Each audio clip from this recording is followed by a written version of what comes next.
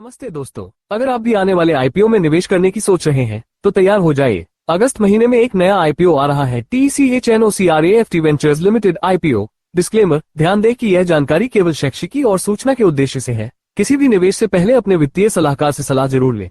अगर आपको यह वीडियो इन्फॉर्मेटिव लगी हो तो वीडियो को लाइक करें और चैनल को सब्सक्राइब करना न भूलें। आज की इस वीडियो में हम इस आईपीओ की पूरी डिटेल, डेट्स, प्राइस और इसके ग्रे मार्केट प्रीमियम GMP पर बात करेंगे। वीडियो को अंत तक जरूर देखिएगा। चलिए सबसे पहले बात करते हैं इस आईपीओ की जरूरी तारीखों, डेट्स और प्राइस बैंड के बारे में, जो आपकी स्क्रीन पर है। ऑफर डेट, यह आईपीओ 7 अगस्त 2026 से खुलकर 11 अगस्त 2026 तक बंद होगा। ऑफर प्राइस, कंपनी ने इसका प्राइस बैंड 200 रुपए से 212 रुपए प्रति शेयर तय किया है। लॉट साइज, इसमें आपको कम से कम 70 शेयरों का एक लॉट खरीदना होगा।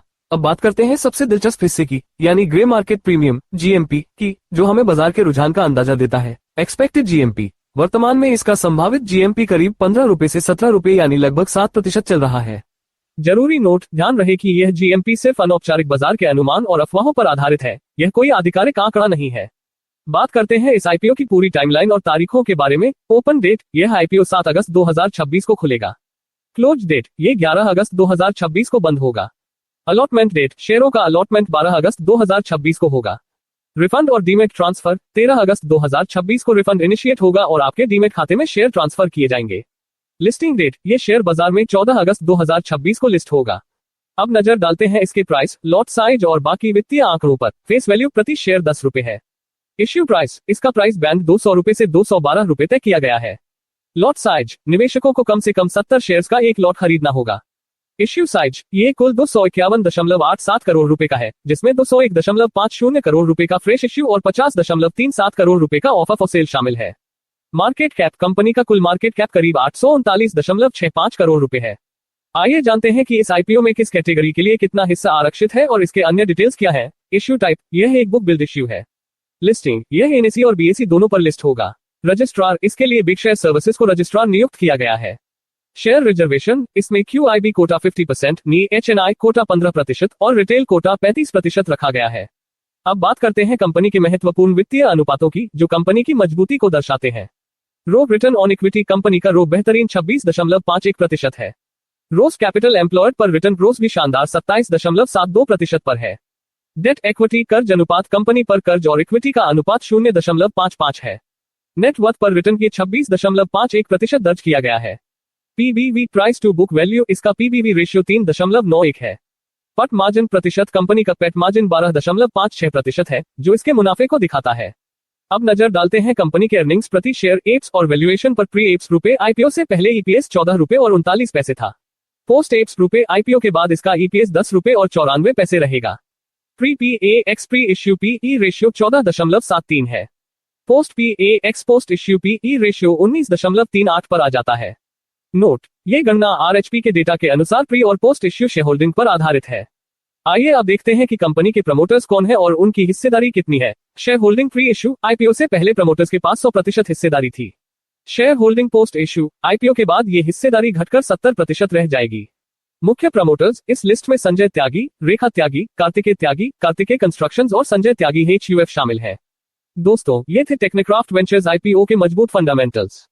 आंकड़े काफी आकर्षक दिख रहे हैं। अब बात करेंगे कि यह कंपनी असल में करती क्या है और इसका बिजनेस मॉडल कितना मजबूत है। कंपनी की स्थापना 1998 में हुई थी और यह एक multidisciplinary public infrastructure development company है, जो टर्नकी इंजीनियरिंग, प्रोक्योरमेंट और कंस्ट्रक्शन EPC प्रोजेक्ट्स को पूरा करने का काम करती है। आइए जानते हैं कि कंपनी का कारोबार कहां कहां फैला हुआ है और इसे प्रोजेक्ट्स कैसे मिलते हैं। कार्यक्षेत्र, ये कंपनी मुख्य रूप से उत्तर और मध्य भारत में सरकारी इंफ्रास्ट्रक्चर कॉन्ट्रैक्ट्स पर काम करती है। राज्य, इसमें उत्तर प्रदेश, उत्तराखंड, राजस्थान, दिल्ली, मध्य प्रदेश, बिहार और ओडिशा जैसे राज्य शामिल हैं। टेंडर मॉडल, इसके ज्यादातर प्रोजेक्ट्स राज्य सरकारों, public works departments PWD, urban local bodies और अन्य सरकारी एजेंसियों द्वारा टेंडर बेस्ड मॉडल के जरिए दिए जाते हैं। कंपनी का पोर्टफोलियो काफी डाइवर्सिफाइड है। आइए नजर डालते हैं कि यह किन किन सेक्टर्स में काम करती है। प्रमुख sectors, water supply schemers, sewerage networks, STP, WWP, transmission mains, reservoir, trenchless और माइक्रो टनलिंग वर्क्स, रोड्स और highway, electrical transmission projects, urban infrastructure, residential building developments और पब्लिक यूटिलिटीज के लिए O&M, ऑपरेशन एंड मेंटेनेंस सेवाएं शामिल हैं। In house capabilities, ये company project design, civil construction, mechanical और इलेक्ट्रिकल इंटीग्रेशन, कमीशनिंग और लॉन्ग टर्म मेंटेनेंस जैसी सभी सुविधाएं एक ही छत के नीचे एंड टू एंड एग्जीक्यूशन प्रदान करती है। बात करते हैं इसके सबसे बड़े टर्नओवर और मौजूदा ऑर्डर बुक की, जो किसी भी कंस्ट्रक्शन कंपनी के लिए सबसे जरूरी होते हैं। सरकारी योजनाएं, कंपनी ने अमृत, जल जीवन mission, JJM, Namami Gange, PMGSY, JNNURM और यूआईडीएसएसएसटी जैसी प्रमुख सरकारी योजनाओं के तहत प्रोजेक्ट्स किए हैं। इसके अलावा एशियन डेवलपमेंट बैंक एडीबी द्वारा फंडेड प्रोजेक्ट्स में भी यह शामिल रही है। टर्नओवर, कंपनी ने 2026 में 3,400 रुपए मिलियन से अधिक का वार्षिक टर्नओवर हासिल किया है।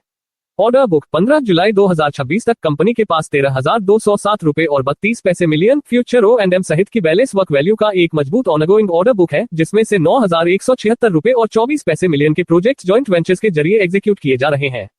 दोस्तों, टेक्नोक्राफ्ट वेंचर्स का बिजनेस मॉडल काफी सॉलिड नजर आ रहा है और सरकार के इंफ्रास्ट्रक्चर फोकस का इसे सीधा फायदा मिल रहा है। क्या टेक्नोक्राफ्ट वेंचर्स आईपीओ में पैसे लगाना सही रहेगा? रेवेन्यू, कंपनी का रेवेन्यू साल 2023 के 180.54 करोड़ रुपए से बढ़कर 2026 में 346.99 करोड़ रुपए हो गया है। मुनाफा, प्रॉफिट आफ्टर टैक्स पैट भी 2023 के 10.81 करोड़ रुपए से छलांग लगाकर 2026 में 43.31 करोड़ रुपए पहुंच गया है। इश्यू का उद्देश्य, आईपीओ से मिलने वाले पैसों में से 150 करोड़ रुपए का इस्तेमाल वर्किंग कैपिटल की जरूरतों को पूरा करने और बाकी जनरल कॉर्पोरेट उद्देश्यों के लिए किया जाएगा। लीड मैनेजर, इस इश्यू के लीड मैनेजर खंबट्टा सिक्योरिटीज लिमिटेड है। कंपनी के आंकड़े काफी शानदार दिख रहे हैं। आइए स्क्रीन पर दिए गए डेटा के जरिए टेक्नोक्राफ्ट वेंचर्स की तुलना इसकी प्रतिस्पर्धी कंपनियों एम्स लिमिटेड, वर्टेक वाबाग, एनवायरो इंफ्रा इंजीनियर्स और डेंटा वाटर और इंफ्राट से करते हैं। टेक्नोक्राफ्ट वेंचर्स, इसका रेवेन्यू 344.99 करोड़ रुपए, पीई रेशियो 14.73 और रिटर्न ऑन नेटवर्थ 26.51% है। एम्स लिमिटेड, इनका रेवेन्यू 732.74 करोड़ रुपए, पीई रेशियो 24.30 और रिटर्न ऑन नेटवर्थ 8.62% है। वर्टेक वाबाग, यह इस लिस्ट की सबसे बड़ी कंपनी है, जिसका रेवेन्यू 3,944.20 करोड़ रुपए, पीई रेशियो 31.96 और रिटर्न ऑन नेटवर्थ 14.37% है। एनवायरो इंफ्रा इंजीनियर्स, इनका रेवेन्यू 1,145.59 करोड़ रुपए, पीई रेशियो 20.76 और रिटर्न ऑन नेटवर्थ 15.22% है। डेंटा वाटर और इंफ्रा, इनका रेवेन्यू 250.37 करोड़ रुपए, पीई रेशियो 14.81 और रिटर्न ऑन नेटवर्थ 13.27% है। अब नजर डालते हैं इनके फेस वैल्यू, ईपीएस एप्स और न पर शेयर पर। Technocraft Ventures face value 10, basic EPS 14.39, diluted EPS 14.39 और नव 54 रुपए और 28 पैसे है। EMS limited, face value 10, basic EPS 16.30 और नव 190 रुपए और 57 पैसे है। वर्टेक Wabag, face value 2, basic EPS 59.51, diluted EPS 58.72 और नव 415 रुपए और 11 पैसे है। Enviro Infra Engineers, face value 10, basic EPS 10.42 और नव 7 रुपए और 5 पैसे है। डेंटा वाटर और infra, face value 10, basic apps 22.81 और नव 171 रुपए और 91 पैसे है। पीयर कंपैरिजन के इन आंकड़ों को देखकर साफ पता चलता है कि टेक्नोक्राफ्ट वेंचर्स का रौंड 26.51% बाकी कंपनियों के मुकाबले काफी शानदार और मजबूत स्थिति में है। किसी भी कंपनी में पैसे लगाने से पहले उसकी स्ट्रेंथ्स, ताकत और रिस्क खतरों को जानना सबसे ज्यादा जरूरी है। आज की इस वीडियो में हम इसी पर बात करेंगे ताकि आप एक सही और सुरक्षित फैसला ले सकें। आइए सबसे पहले बात करते हैं टेक्नोक्राफ्ट वेंचर्स की 5 बड़ी स्ट्रेंथ्स के बारे में। डाइवर्सिफाइड ईपीसी बिजनेस, ये company water, waste water, roads, highway, electrical transmission, urban infrastructure और O&M जैसे क्षेत्रों में टर्नकी ईपीसी कॉन्ट्रैक्ट्स पर काम करती है। मजबूत गवर्नमेंट क्लाइंट पोर्टफोलियो, ये दिल्ली जल board, RUDSICO, RUIDP, Uttar Pradesh जल निगम, PVVNL, DVVNL और PWD जैसी सरकारी एजेंसियों को अपनी सेवाएं देती है। हेल्दी ऑर्डर बुक, 15 जुलाई 2026 तक कंपनी के पास 13,054 रुपए और 45 पैसे मिलियन का अनएग्जीक्यूटेड ऑर्डर बुक और इसके साथ 152 रुपए और 87 पैसे मिलियन का O&M काम शामिल है। कंसिस्टेंट रेवेन्यू ग्रोथ, कंपनी का रेवेन्यू FY24 के 2,261 रुपए और 2 पैसे मिलियन से बढ़कर FY26 में 3,449 रुपए और 96 पैसे मिलियन हो गया है, जो लगभग 23.52% का CAGR दर्शाता है। बड़ा ऑनगोइंग प्रोजेक्ट पोर्टफोलियो, फिलहाल कंपनी 14 सरकारी प्रोजेक्ट्स और 5 सरकारी O&M प्रोजेक्ट्स पर काम कर रही है। अब सिक्का का दूसरा पहलू यानी इस बिजनेस से जुड़े मुख्य रिस्क और चेतावनियों को भी जान लेते हैं। सरकारी कॉन्ट्रैक्ट्स पर निर्भरता, कंपनी पूरी तरह सरकारी ठेकों पर निर्भर है, जिससे टेंडर मिलने में देरी, काम में रुकावट और पेमेंट में देरी का जोखिम बना रहता है। वाटर इंफ्रास्ट्रक्चर पर फोकस, कंपनी की ग्रोथ काफी हद तक सरकारी वाटर प्रोजेक्ट्स पर टिकी है। ऐसे में नीतियों में बदलाव या कम अवसरों से बिजनेस पर असर पड़ सकता है। वर्किंग कैपिटल की कमी, कार्यशील पूंजी की कमी प्रोजेक्ट्स के काम को धीमा कर सकती है और कैश फ्लो को प्रभावित कर सकती है। तकनीकी बदलाव, वाटर ट्रीटमेंट और जीरो लिक्विड डिस्चार्ज सॉल्यूशंस में तेजी से आ रहे तकनीकी बदलावों के साथ कदम न मिला पाने पर डिमांड घट सकती है। कड़ी प्रतिस्पर्धा, मार्केट में तगड़ा कंपटीशन कंपनी के मार्केट शेयर, प्राइसिंग पावर और मुनाफे पर असर डाल सकता है। तो दोस्तों, कंपनी के पास मजबूत ऑर्डर बुक और ग्रोथ है, लेकिन साथ ही सरकारी निर्भरता और वर्किंग कैपिटल जैसे जोखिम भी मौजूद है। अपनी रिसर्च पूरी तरह करके ही निवेश करें। अगर आपको यह वीडियो पसंद आई हो तो लाइक करें, हमारे चैनल को